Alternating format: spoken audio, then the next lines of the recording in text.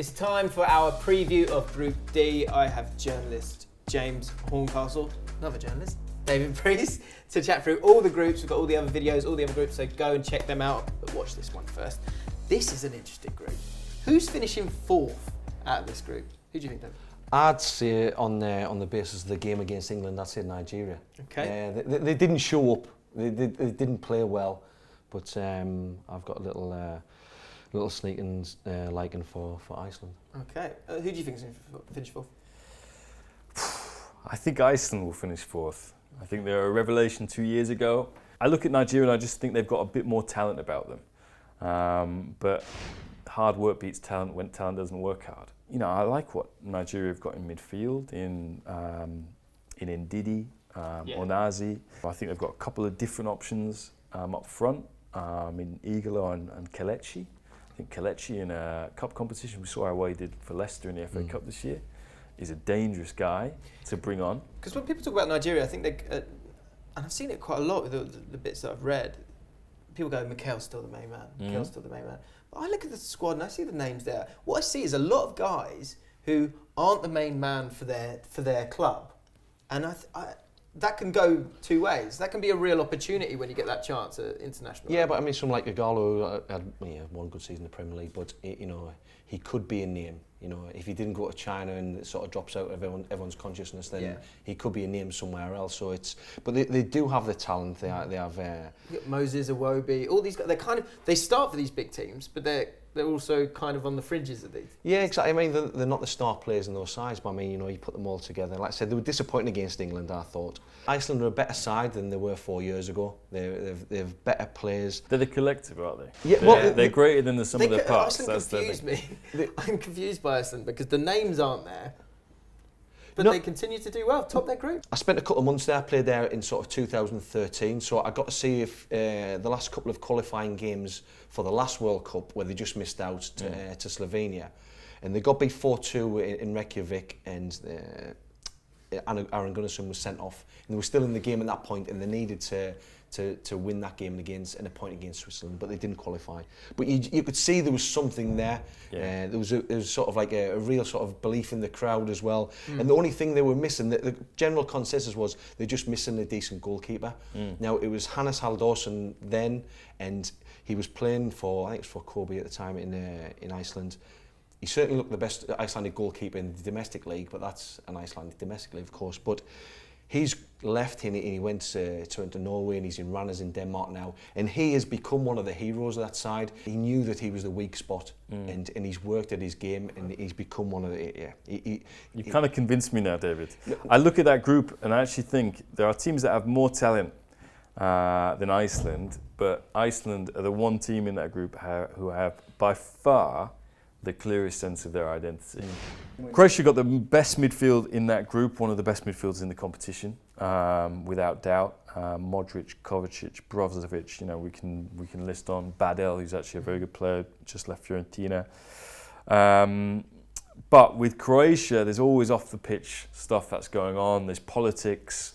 Modric and Rakitic, there's this Lampard-Gerrard scenario where the different managers have been trying to find a way to get the best out of both of them at the same time.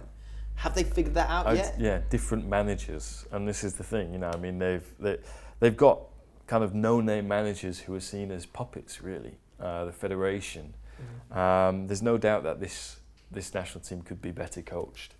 And I remember, back in the playoffs when they were making this transition, there was talk of, why don't we just get Carlo Ancelotti in or something like that for a major tournament? Wouldn't that be fantastic? That hasn't happened. But yeah, I mean, Croatia should aspire to be getting out of that group, without doubt. One team and one man. I mean, anyone whose country isn't at this World Cup, surely wants Lionel Messi to finally do it. Can he, David? Well, if they're going to do it, then he's going to have a phenomenal tournament. We've seen it before. People do carry the country on the back almost and take them to finals. And of course, he's more than capable of doing that. It's just that history tells us, especially with Messi, that he doesn't do well at World Cups. Of course, he's the main reason why they've got here in the first place with a hat-trick. But I just think that as an embarrassment of riches they have going forwards, they're too much of an imbalanced side. Argentina have always had great strikers, haven't they? And this year's no exception. Which of those guys do you think Sampaoli will start? I think Messi and Higuain are the two that have the best relationship in that team. Yeah, they're the ones that have actually been to major finals, not just the last World Cup final, but Copa America finals as well. And I know Higuain gets a lot of stick, Does get a lot of stick. for not taking his chances in big games for his country, but he's certainly been doing that for his club for the last couple of years, particularly this year at Juventus. Didn't score as many goals as we've seen him do in the past, but in all of the big games he delivered. Napoli, Inter, Milan. So it wouldn't surprise me if it's Higuain leading the line for them.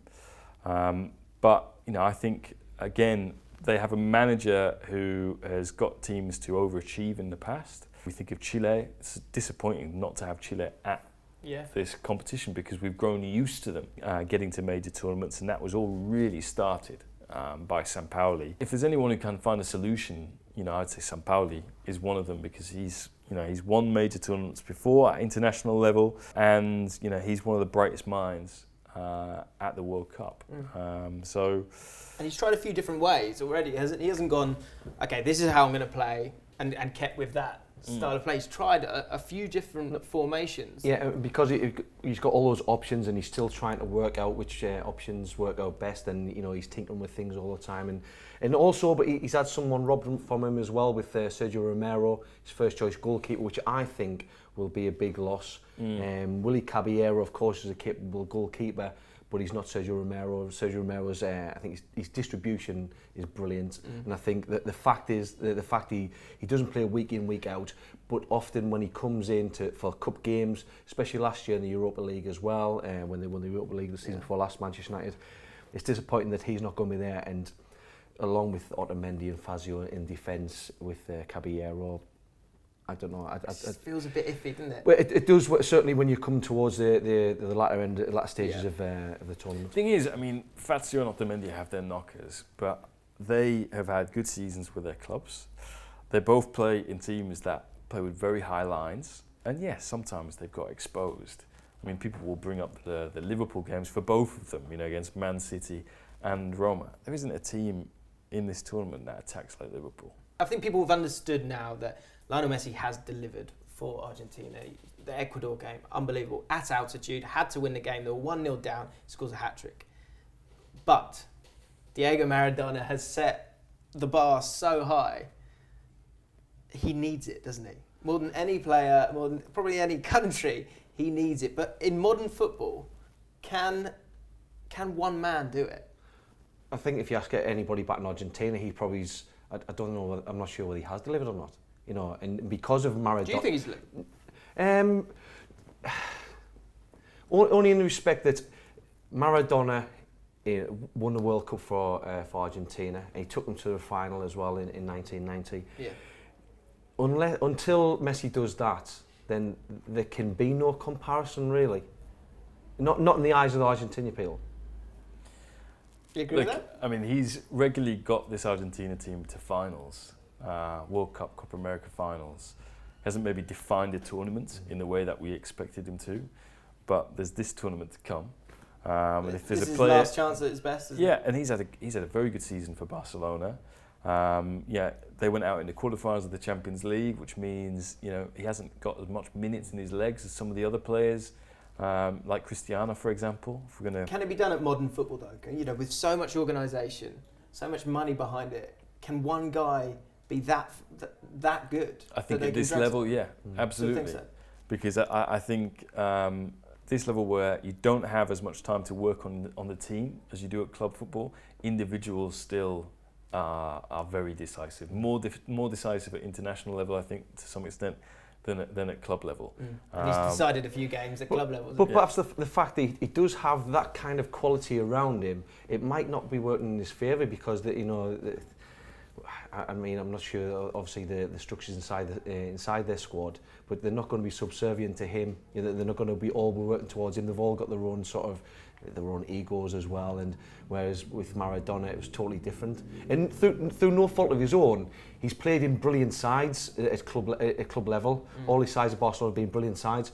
Maradona going to somewhere like Napoli and sort of perhaps not winning on his side, but he's the big driving force and then winning the Scudetto. You know, so it's almost mythological the way that Maradona had the effect on these sides and to make them champions. I mean, this is the first time Messi's had a top manager working with him at Argentina. You know, he had Maradona as coach in 2010. That wasn't going to work. Sabella at 2014, which was okay, but you know, we know that all the better Argentina managers for years worked for Chile and achieved success with Chile. And this is the first time that he's got a top guy working behind the scenes with him. It's just unfortunate that they haven't had as much time together as they perhaps should have done. You never know. In this tournament. I think that any neutral in a game that involves Argentina is probably going to want Lionel Messi to do it. But can he do it? Let us know in the comments below. Is it too much to ask for Argentina to win the World Cup? And could there be a shock in this group? Could they not even top this group? Let us know in the comments below. Subscribe to Ball Street. You want to do that because there are a group preview for every single group of this World Cup with the guys. So you don't want to miss those. If you don't want to miss those, you need to subscribe. I'll see you soon.